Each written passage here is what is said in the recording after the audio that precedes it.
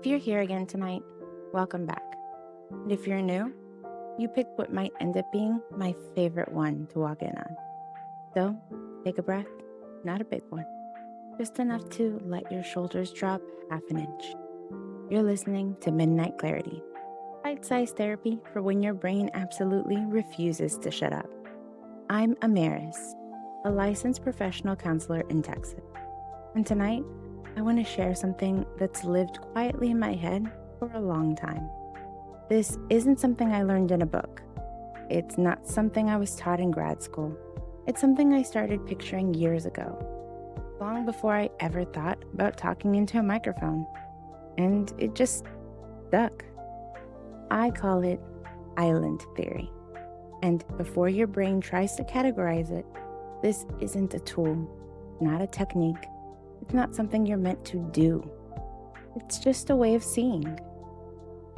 I want you to imagine, loosely, gently, that above every person's head, the floating island. You don't need to picture it clearly. You don't need details yet. Just notice that your mind probably already started filling something in.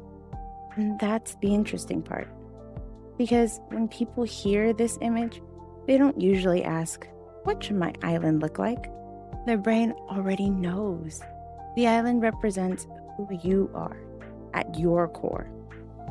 Not your roles, not your productivity, not the version of you that survives obligations, but the parts of you that matter, the things you protect, the places you feel safest returning to, the values you live from, even when you don't have language for them. The island isn't meant to be impressive. It's not a highlight reel. It's meant to be honest. When I picture my island, there's always a beach along the edge, with water cascading down. I grew up by the beach. That's home, comfort, my childhood. In the middle, that's my grandmother's house. She helped raise me. That house felt safe in a way that I never had to question. It just was. There's a lake nearby, still water, quiet. Family trip I still hold gently. And when times are tough, I can close my eyes and almost feel myself there again. The water carrying my weight without asking anything of me. The slow, steady movement beneath my back. The warmth of the sun resting on my skin. Nothing urgent, nothing demanding my attention. Just being held. Around the house is a meadow filled with flowers. Because when I picture peace, that's what my mind reaches for. And surrounding all of it is a forest. Because at my core, I recharge in solitude. I can connect. I can be social. I've worked hard at that. But I still need quiet to come back to myself. There are other details too. Things I don't even need to explain out loud. And that's kind of the point. Your island doesn't need justification. It doesn't need to make sense to anyone else. It only needs to feel like home to you. And if you're noticing that your mind has already wandered to your own island, what's there, what isn't, take a moment and let it materialize. The amazing thing about island theory is that it is all you. No one else is involved in the process. There's no comparison, no judgment. Just you and what you hold dear. And I want to clarify, your island doesn't have to only be sunshine and rainbows. It can hold grief. It can hold mess. It can hold places that feel damaged or weathered. Alongside the good, there may also be hard things too. The island doesn't have to lean one way over the other. It just needs to be honest and you. Here's what I love most about the island. It doesn't freeze in time. It doesn't lock into one version of itself. It grows with you. It changes with you. Because the island is you. It's yours. Once you picture the island, you start noticing that it doesn't stay the same. Emotions don't just exist inside us. They move through us. They change the conditions. So instead of asking, what am I feeling right now? I started asking a different question. What is this feeling doing to my island? Not to judge it, not to fix it, just to notice. When anger shows up, what happens there? For some people, it's a volcano, pressure building quietly for a long time, layers piling on top of each other until one small thing cracks the surface, and suddenly everything spills out. Not because they're explosive, but because they've been holding heat with nowhere to put it. For others, anger looks more like fire spreading across dry land. Quick, sharp, consuming things it touches. This can look like words said fast, reactions that come before thought, scorch marks left behind that take time to heal. Scorch marks left behind that take time to heal. And anxiety rarely announces itself politely. For some, it's a tornado. Furniture tossed around, doors blown open, nothing where it's supposed to be. This could feel like thoughts racing, shallow breath, with no clear center to stand in. For others, it's quieter than that. Constant wind, always blowing, never strong enough to destroy the island, but strong enough that you're always bracing, always tense, scanning, preparing for something you can't quite name. Loneliness can also look different. Sometimes it's a blizzard. Everything frozen, quiet, isolated, untouched. The kind of silence that feels heavy instead of peaceful. Other times, it's a drought. The land's still there, but dry, cracked, waiting for something that doesn't seem to come. And here's the part I want you to hear clearly. None of these mean your island is broken. They mean it's responding. So many people interpret emotional intensity as proof that something is wrong with them. I shouldn't feel this way. I'm too much. I can't get it together. But storms don't mean the land is bad. They mean something passed through. And when you start seeing emotions as conditions instead of character flaws, something changes in how you treat yourself. You stop fighting the weather. You stop blaming the land. You start paying attention instead.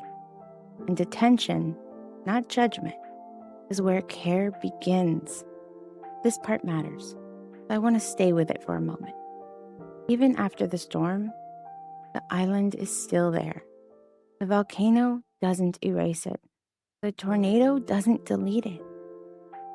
The blizzard doesn't make it disappear. The island might be damaged, might be messy, it might be unfamiliar for a while, but it's still yours. And this is where a lot of people get stuck in real life. They experience emotional upheaval and assume they've somehow lost themselves. I don't recognize who I am anymore. I don't feel like myself. I think I broke something in me. But you didn't lose yourself.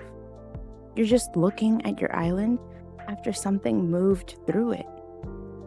And that can be jarring because we expect ourselves to look the same after pain, after grief, burnout, betrayal, after survival. But islands change when weather passes through. Trees fall, structures crack, paths get buried. That doesn't mean the island failed. It means it endured. You're not gone. You're not ruined. You're not unrecognizable. You're standing in a place that hasn't finished settling yet. And there's a big difference between being lost and being in the aftermath. One means you disappeared.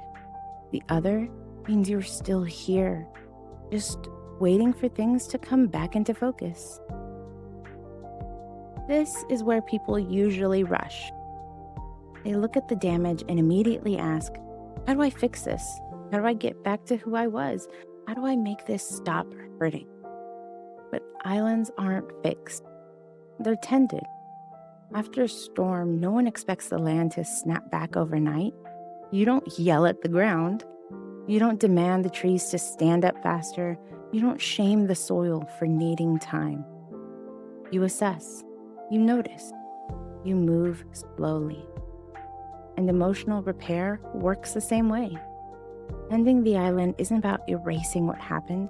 It's about caring for what was impacted. This is where emotions are actually allowed to move. When you take a slow, steady breath, maybe the fire doesn't disappear, but it stops spreading. The flames calm. The heat lowers. When anxiety has been tearing through like a tornado, slowing your breath might not rebuild the house yet. The winds start to die down. Furniture stops crashing into the walls. And when you cry, real, honest crying, sometimes it's like fresh rain, not a flood, not another storm, but enough water to rinse away some of the debris, enough to soften the ground again. That's repair, not forcing calm, not pretending you're okay, letting the island respond to care. Sometimes tending looks like doing something active, breathing, grounding, letting the emotion move through instead of trapping it inside. Sometimes it looks like assessment, walking the island slowly, noticing what was damaged, not touching everything at once, giving certain areas space because they're still tender. Sometimes it looks like protection, putting up boundaries around parts of the island that aren't ready to be assessed yet. Not because you're fragile, but because healing needs containment. And sometimes it means acknowledging loss, because some things don't go back exactly how they were. Some trees don't regrow the same way. Some views are different now. That doesn't mean the island is worse. It means it's wiser. This is where a lot of people get frustrated with themselves. I should be over this by now. I've already talked about it. I understand it logically. But understanding isn't the same as integration. Your island doesn't heal through insight alone. It heals through care, through emotions being allowed to move, through consistency, through patience, through letting yourself be impacted without turning that impact into a personal failure. And sometimes repair doesn't happen alone. Sometimes tending the island is too heavy to do by yourself. Remember how we talked about everyone having an island above their head? Well, what happens when someone you love is going through something too? When you notice their storm, their damage, their mess, and you decide to check in. That's when a bridge forms. A bridge from your island to theirs. When you cross it, it's not all of you that goes, just a small version. A version of you that can sit with them, that can help lift some of the weight, that can help move the furniture back into place. You're not rebuilding their whole island. You're not fixing everything. You're just there, helping hold something steady while they catch their breath. Maybe you're standing next to them, picking up pieces together. Maybe you're handing them tools they can't quite reach yet. Maybe you're just present, quietly helping the wind settle by not adding more noise. That's connection. That's care. And it matters. Now, I want to pause here, intentionally. Because while support is important, you can't give to the point where you abandon your own island. We can help each other mend and heal.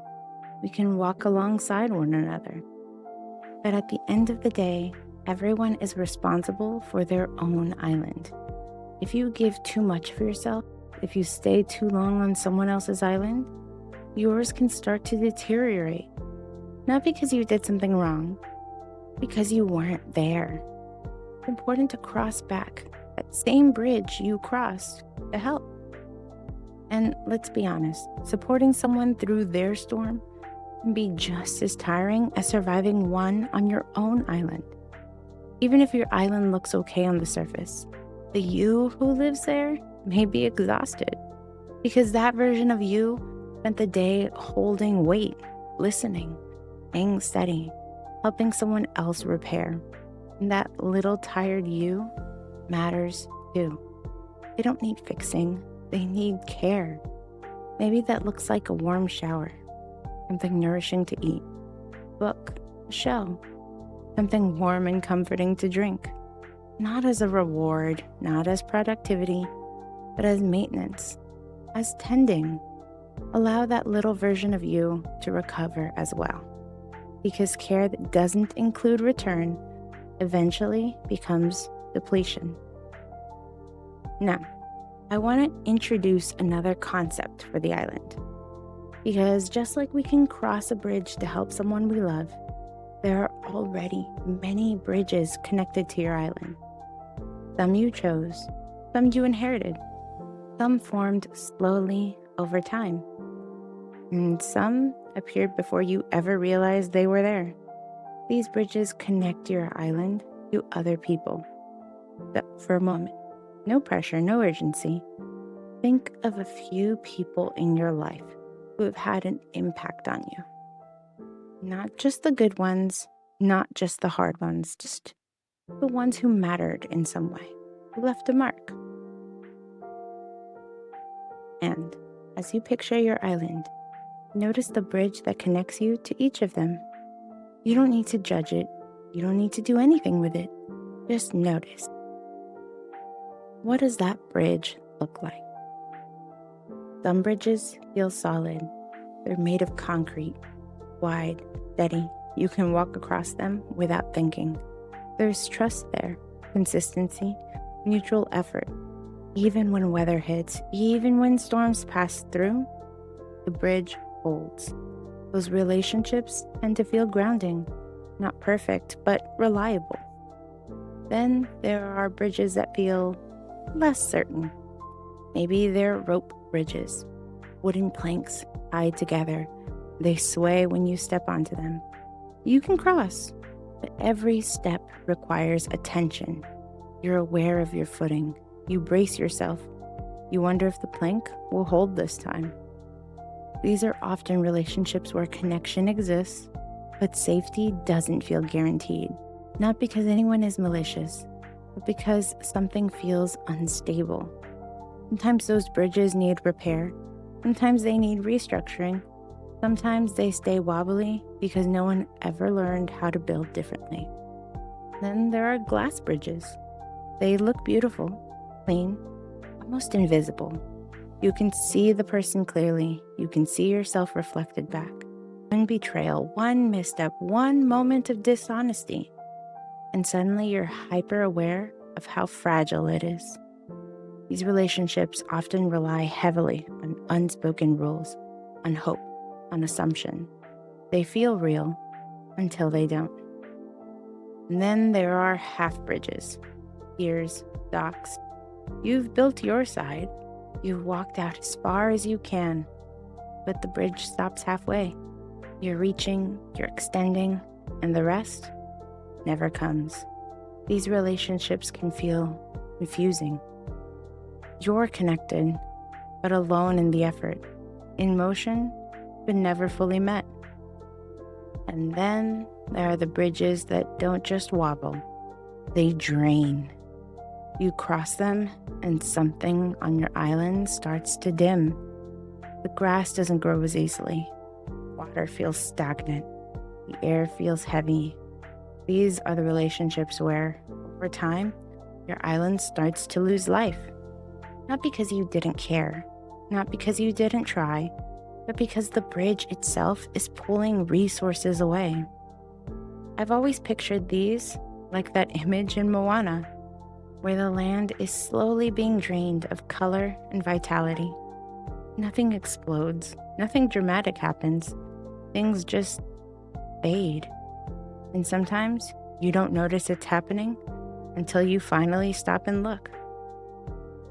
I want to be very clear about something here. This isn't about cutting people off immediately. It's not about making lists. It's not about deciding tonight what stays and what goes. This is about awareness. This is something I noticed in my own life, long before I ever had words for it. When I finally allowed myself to look at my relationships this way, I realized something important. Some bridges were strong and steady. Some needed care. Some needed honest conversations. Some needed boundaries. And some were quietly draining me in ways I hadn't fully acknowledged yet. Not because I was weak or because I was bad at relationships, but because I hadn't stopped long enough to notice the cost. And here's the part people don't always like to hear, but it matters. You're allowed to decide what is connected to your island. You're allowed to reinforce bridges. You're allowed to change their structure. And yes, to remove some of them as well. Not as punishment, not out of anger, but out of protection. Because your island isn't infinite. It has resources, it has limits, it has things that matter. And noticing your bridges isn't about control, it's about stewardship. So for now, don't decide anything, just notice.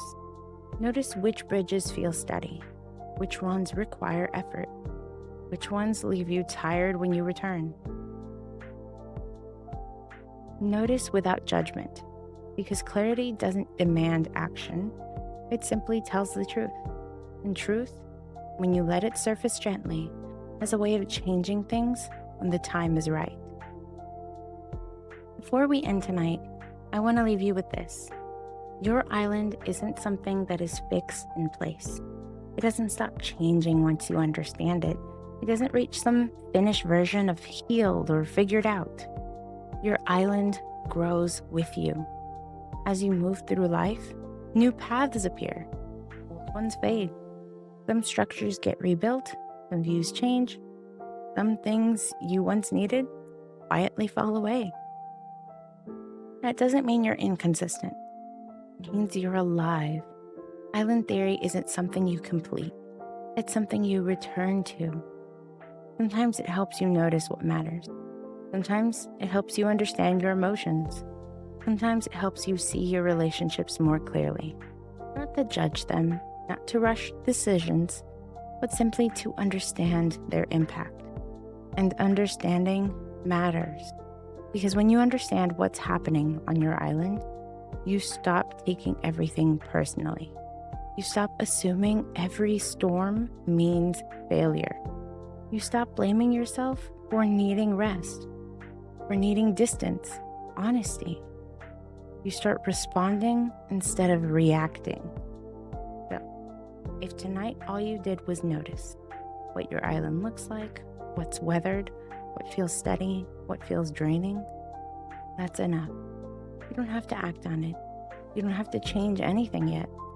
Awareness is already movement. And I want to say this because it's true for me. This idea didn't come from a textbook. It came from years of trying to understand myself and my relationships without turning everything into a problem to fix. And I genuinely believe this. Your island will keep teaching you things if you keep listening to it. So if at some point down the line, you notice a new way this metaphor helps you, a new image, a new realization, a new connection, I'd actually love to hear it. I don't usually ask for that here, but this one matters to me. And if no one ever says a word, that's okay too, because this was never about performance, it was about reflection. Thanks for spending these quiet minutes with me tonight. This is Midnight Clarity, where your mind gets softer, your thoughts get kinder, you get to breathe again. Sleep well. Hey, before you go, just a quick reminder. If you're in Texas and looking for a therapist, you can book with me at embarkedhealingtherapy.com. Midnight Clarity is for reflection and education, not therapy or personalized advice. If you're struggling or need support, please reach out to a licensed mental health professional or local emergency services. I hope you found clarity tonight.